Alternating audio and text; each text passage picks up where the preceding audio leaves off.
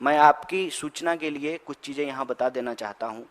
जैसा कि अध्यक्ष जी ने बताया कि 3 साल के बाद चुनाव हो रहे हैं और आपने देखा कि कोरोना में सब ने अपनों को खोया। कोरोना जो है एक गंभीर चुनौती थी, लेकिन कोरोना जो है कब महामारी है और कब बहाना है, ये सरकार अपने तरीके से तय करती है। तमाम तरह के जो है चुनाव हुए देश में, लेकिन विश्वविद्यालयों के चुनाव को रोक दिया गया। खैर, अब जब चुनाव हो रहे हैं, ये एक स्वागत योग्य कदम था और इसका हमने एनएसयूआई की तरफ से स्वागत भी किया। लेकिन जब से यह प्रक्रिया शुरू हुई है, इनकी कुछ चीज़ों पर अगर आप गौर करेंगे, सबसे पहले तो नॉमिनेशन और इलेक्शन का एक नोटिफिकेशन विश्वविद्यालय प्रशासन के द्वारा जारी किया गया, जिसमें कहा गया कि 12 तारीख को नॉमिनेशन होगा। और आप सब लोगों ने देखा होगा कि फिर एक और नोटिस आई और नॉमिनेशन का डेट जो है वो 12 से 14 कर दिया गया।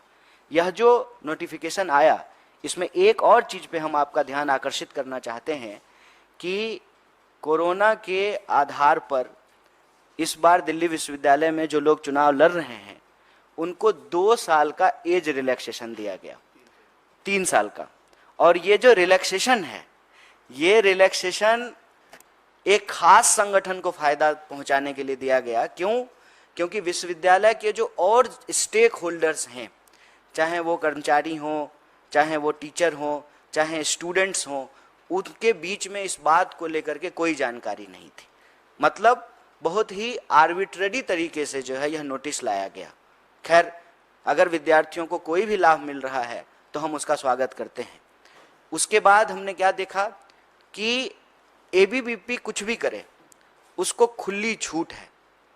मतलब पुलिस की मौजूदगी में दूसरे संगठनों के, खास करके जैसा कि आप जानते हैं, दिल्ली विश्वविद्यालय के चुनाव और दिल्ली विश्वविद्यालय में एक एक विद्यार्थी इस बात को जानता है कि एबीवीपी का पिछले 4 सालों की जो अराजकता है, उस पर कोई पूर्ण विराम लगा सकता है तो वह एनएसयूआई है।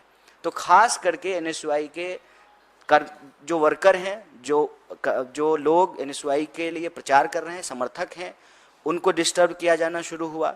वो सामान्य तौर पे अगर अपने कॉलेज में हैं, कॉलेज के बाहर हैं, तो जो है उनकी अवैध गिरफ्तारियां शुरू हुई, पोस्टर फाड़े गए। और ये बात हम सिर्फ चुनाव के कॉन्टेक्स्ट में नहीं कर रहे हैं।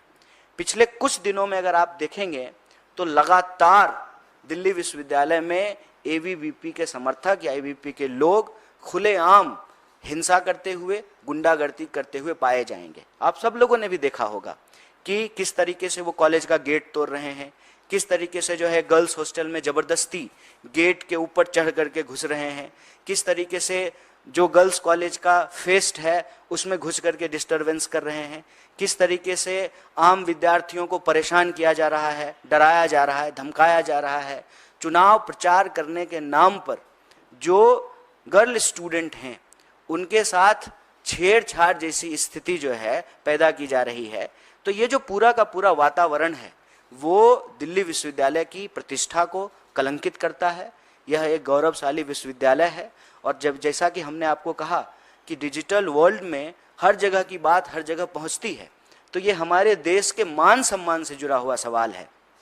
और देखिए, सबसे इसमें खतरनाक बात क्या है कि कहते हैं ना कि चोरी और सीना जोड़ी, खुद वायलेंस कर रहे हैं, गेट तोड़ रहे हैं, विश्वविद्यालय कॉलेजों में ज़बरदस्ती घुस रहे हैं, दूसरे संगठन के जो वर्कर हैं उनको पीट रहे हैं, पुलिस जो है ज़बरदस्ती उनको डिटेन कर रही है। और वही लोग जो है मीडिया को यह भ्रमित करने का प्रयास करते हैं कि एनएसयूआई के लोगों ने वायलेंस किया।